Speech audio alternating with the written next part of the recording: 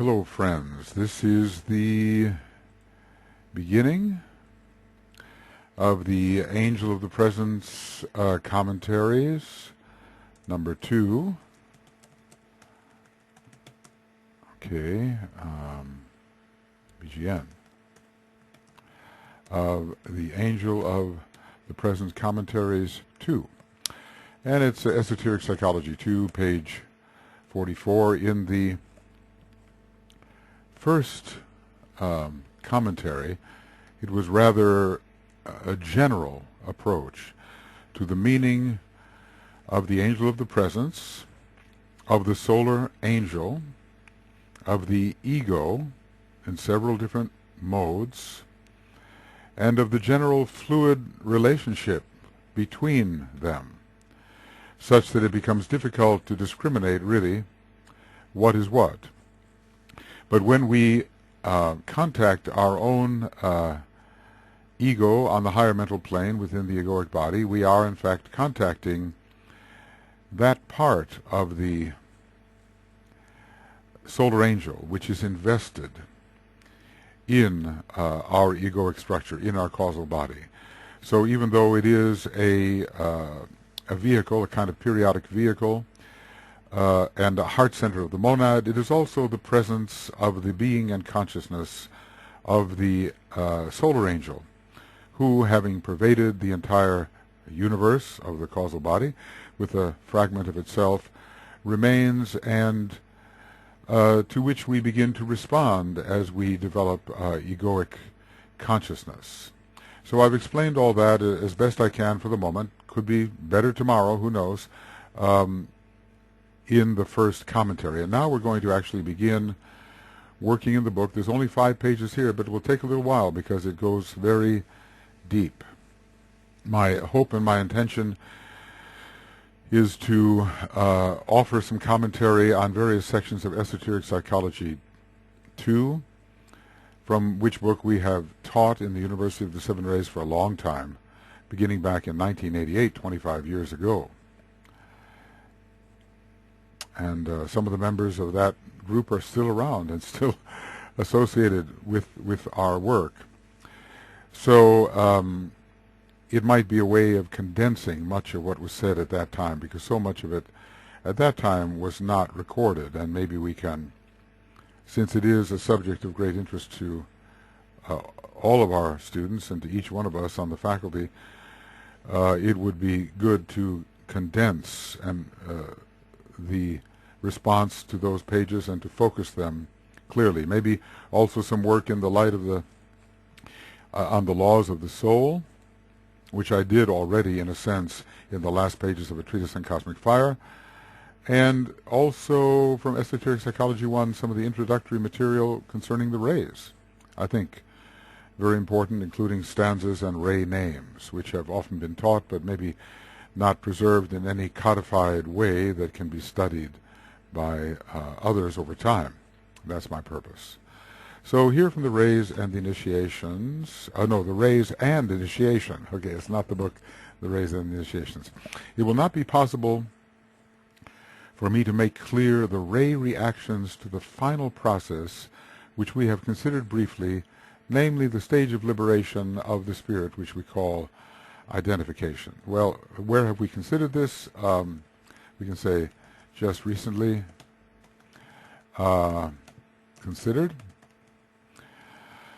when speaking of the blessed ones, because there we have the entire pilgrimage of the monad beginning as a going forth into the 5 lower worlds and returning in a great homecoming, where the fullness of identification as far as the monad can appreciate it at its present state of immersion is understood. So perhaps this identificatory process is really beginning as we approach the 3rd degree. I think between the 2nd and 3rd degree much is possible, but really our first conscious contact with the monad is occurring at the 3rd degree, and with it the beginning of the path, the real path of identification. It's the path of initiation and also leading to the path of identification, which comes into its own right later, as we are going through the still higher initiations. And who is really going through these initiations? You know, it's not us as individuals. The One is being initiated in all of its emanations. There are, well, however many emanations of the One there are, they reach a point of retraction which we call initiation, and a still further point of retraction which we call identification. And by retraction I don't mean that they cannot be, that these emanations can still not be involved in the lower worlds. I simply mean that there is a rising in consciousness along the line of emanative descent, and a realization increasingly of what the source of the emanation which one realizes oneself to be really is. Okay, so all that is possible, even in the case of initiation, which we are going to discuss now, let's see, to be discussed now, is to give the elementary stanzas which convey to accepted disciples some of the significance of the first initiation, and by this I want to say the first real initiation, though we did learn earlier that even at the first initiation, at the second, something of the angel of the presence is sensed, is seen, but only a partial revelation. And what the stanzas we're going to deal with now deal in fact with a excuse me, kind of merging of the angel with its disciple personality. And this merging may be considered complete at the fourth degree, but happens to such an extent at the third degree that there's a kind of a 75% of merging, we might say, and the ancient authority of the personality is ended at this point, and the one who is in command is the angel of the presence, with whom the soul in incarnation now identifies. Okay, so all that is possible, even in the case of initiation, is to give the elementary stanzas which convey to accepted disciples some of the significance of the first initiation, and by that we will mean the third initiation especially. As regards identification, the reactions of the illumined initiate are made available to his intelligence in symbolic form. And the illumined initiate is, you know, the, let's call it the self-realizing Blessed One, are made available to his intelligence in symbolic form, but if these forms were described, they would be completely misunderstood. So we will not be given these symbolic forms, but they do exist, and we are told actually that the conveying of symbols is a very important part of the higher initiations, which are taken either singly by the initiate or in small groups. So there will be identificatory symbols, I think. There are identificatory symbols,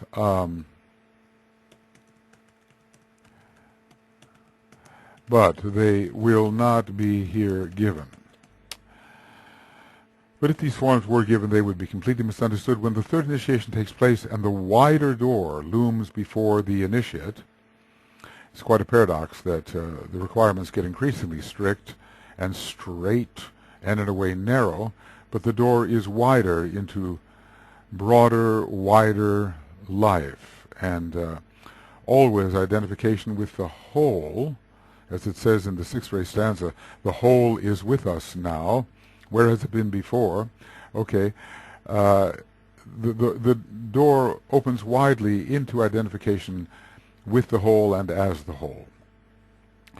When the third initiation takes place and the wider door, open door looms before the initiate, he will then discover the meaning of that type of realization, which is here called, for lack of a better name, identification.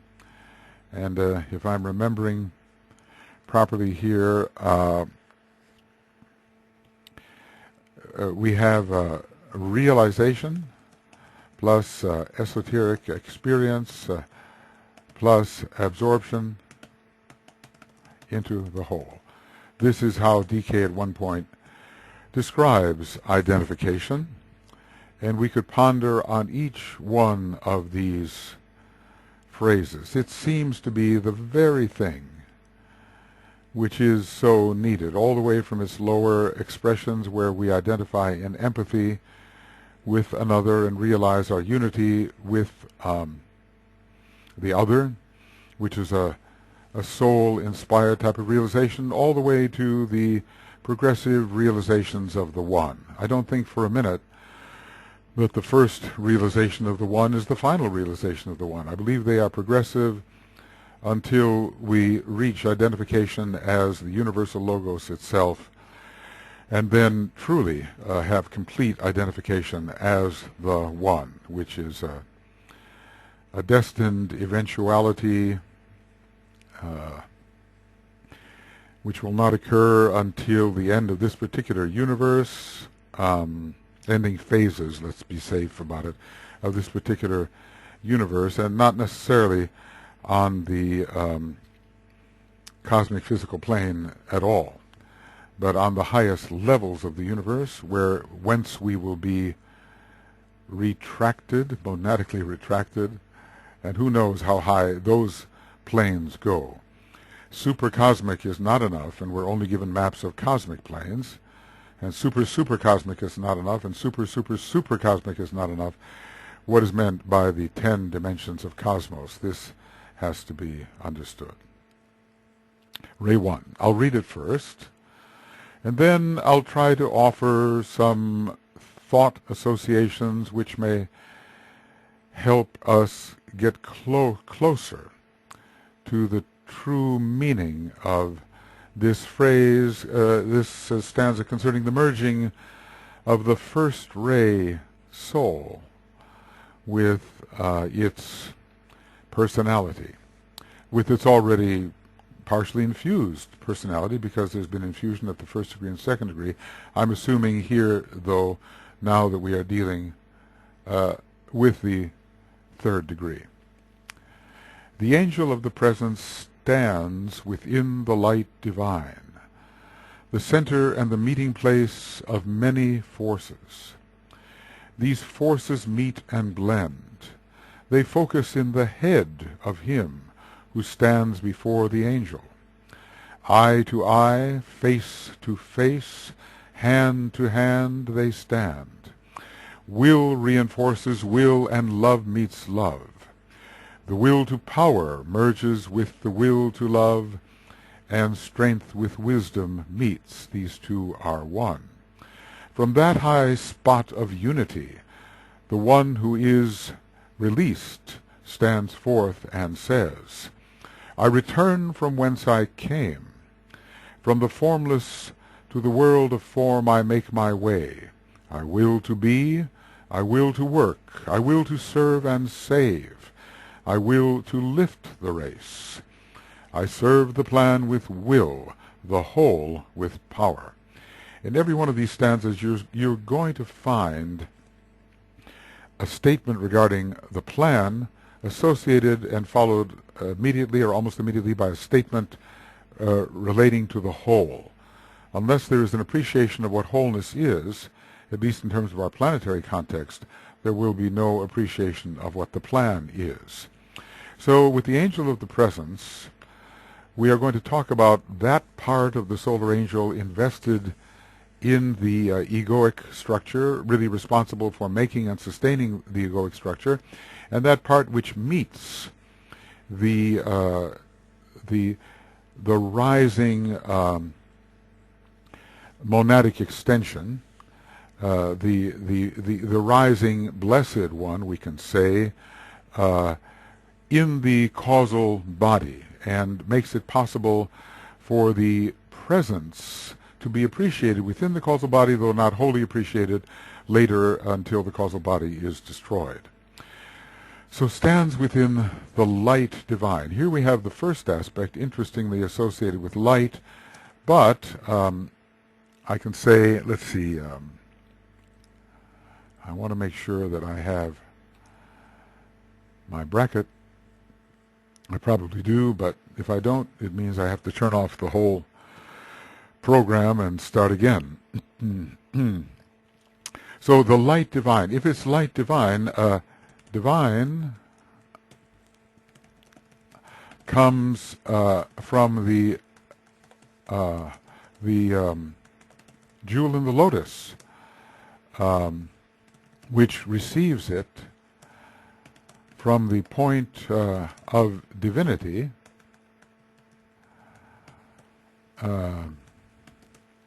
which is the monad itself. So let's just say for the moment we are speaking of the stance of the angel of the presence on the higher mental plane. Now, on what level, that's difficult to say, because interestingly, the jewel in the lotus, a technical point, is said to be positioned, as it were, between the highest part of the higher mental plane and the lowest part of the Buddhic plane. What exactly that means, we cannot say, but it seems to be a kind of transitional structure. This seems to be the place where the emanation from the monad is first anchored as the central fire and as what will be revealed as the jewel in the lotus, representing, I suppose, a sevenfold aspect of the monad, which is also a 12-fold structure as far as I can understand. There's so much about the monad. The higher 12, maybe it's the vehicle of the monad, and maybe its own jewel is sevenfold. The number 19 emerges, and we can probably find our way to the number 22 pretty easily from there. So there is a stance upon the higher mental plane. There is divine light, the light of the jewel. It's a radiant light. I'm reminded of the light of Vulcan. Reminded of the light of Vulcan, which, in my view, blinded St. Paul. And it was not Venus that caused the blindness. It was the great release of jewel in the lotus light from Vulcan. And so stands within the light divine. Is he standing within the jewel in the lotus here? Perhaps that is his anchor point. There are many different solar angels who seem to be emanations of the one solar angel, and these many solar angels have they're almost like a hierarchy in themselves. They have a place within the different tiers of the egoic lotus, the different circles, and also lesser ones of them have a place within the individual petals. So the solar angel in emanation is a kind of a multiple being, just the way our personality is a group being in a sense. There is each one of the elementals of the vehicles in hierarchical order in a way, plus the still greater elemental, which is a kind of fusion of the three of them, called the personality elemental. So we're dealing with group beings. See, I'm not claiming to understand the ins and outs of emanation theory. I just feel deeply that it is of vital importance in understanding relationships within cosmos. I don't know if I was one of those old Gnostics or something for whom emanation was so important. I mean, I feel a connection with the Gnostics and with the Neoplatonists.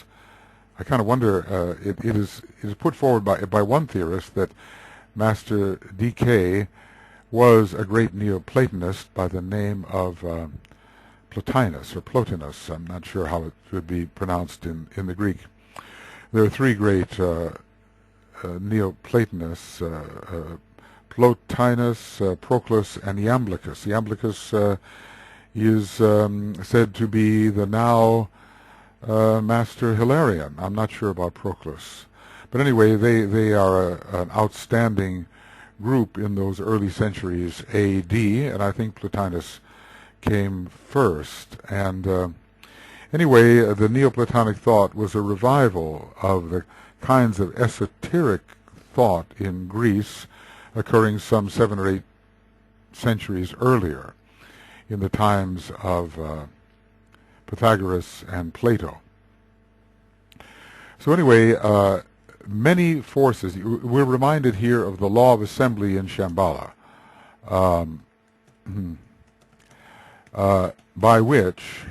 by means of which all the energies which are to be used within our planetary focus are brought together and received to be lawfully administered under cyclic law for the growth and progress of the planet. And maybe, a Shambhala. Where is Shambhala? How many Shambhalas are there? Is there one pertaining to our globe and to other globes?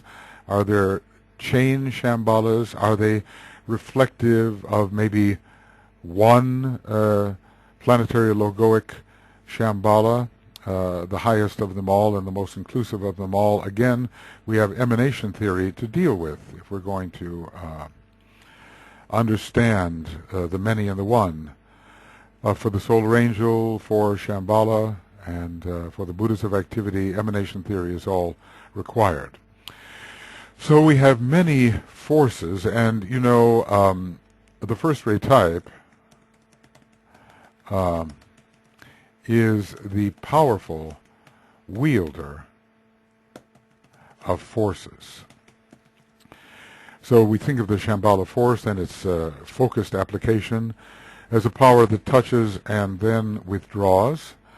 And here the first-ray type has many forces in his hands to be cyclically released in power.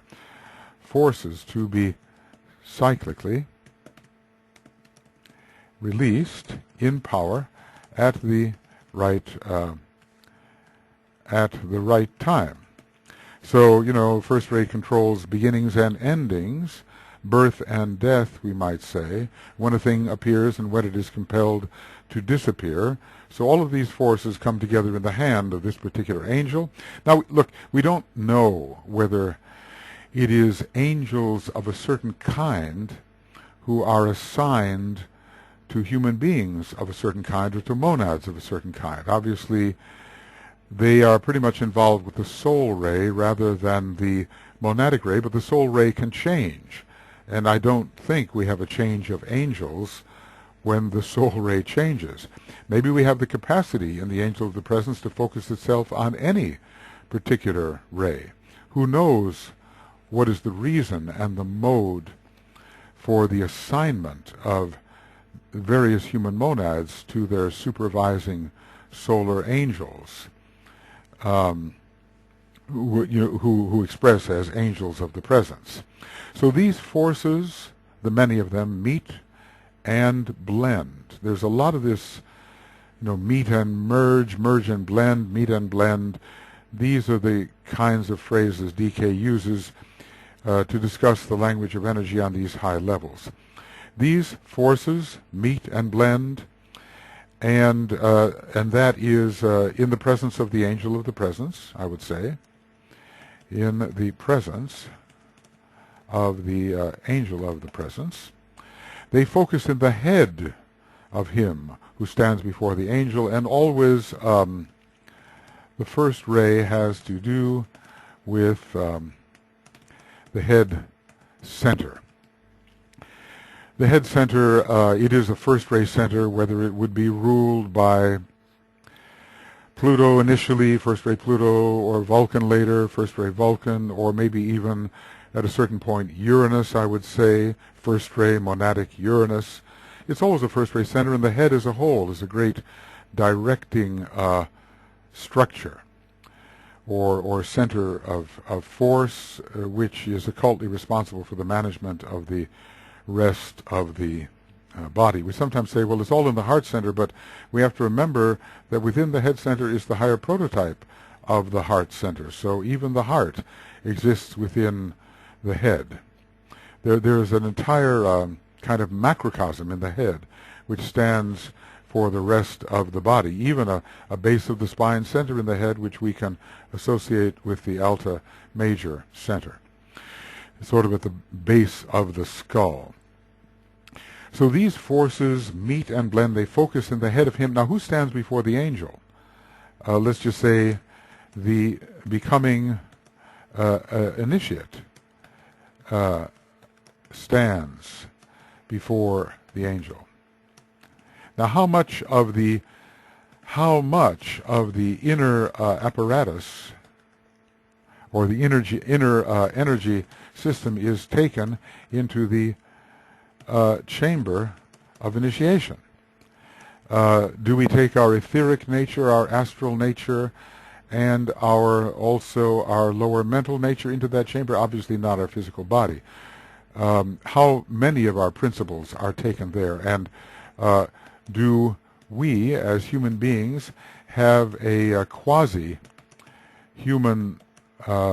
human form when we stand before the angel? Because we, as it tells us here, that we stand, let's see, how does it go here? There is yes, here it is. A radiant angelic existence seen with the inner eye with the same accuracy of vision and judgment as when a man stands face to face with another member of the human family. The great solar angel who embodies the real man, and the word embodies is kind of interesting because he provides a body for the real man, the monad, on the higher mental plane. So there is a very sophisticated use of words which has to be analyzed closely. The solar angel providing body for the real man, the monad, on the higher mental plane, and is his expression on the plane of mind, the way the monad expresses itself. The attenuated monad on the plane of mind is literally his divine ancestor, the watcher who through long cycles of incarnation has poured himself out in sacrifice in order that man, as man I would add, might be. Sometimes in coming back to initiation, human and solar, one gains a clearer idea of what the solar angel and angel of the presence really are. After all the complexities introduced in the other books, the return to this book is clarifying and consolidating, though enriched, of course, by all that has been read elsewhere. So he also can stand as the sphere of radiant fire, but the whole idea is that there is there's an emanation of energy from the heart center of the solar angel, who presumably has chakras, and if Sanat Kumara can have a quasi-human form, then why can the solar angel not have a quasi-human form? Sometimes you look at the renderings of the angels as presented by Hudson and whatever artists he worked with, and we see that they, while not looking exactly like a human being, have a kind of a chakric system, and they have a head and a heart and so forth. When we think about the violet devas on the systemic etheric planes, they carry crescent moons in their forehead. Well, if they have a forehead, they've got a head. So they have a quasi-human form, though probably, much less concrete and more fluid and so forth. But still, on our particular planet, this form that the human being takes seems to have its higher and more ethereal correspondences on the higher planes. Okay. Now it tells me that I've lost my audio connection. Okay.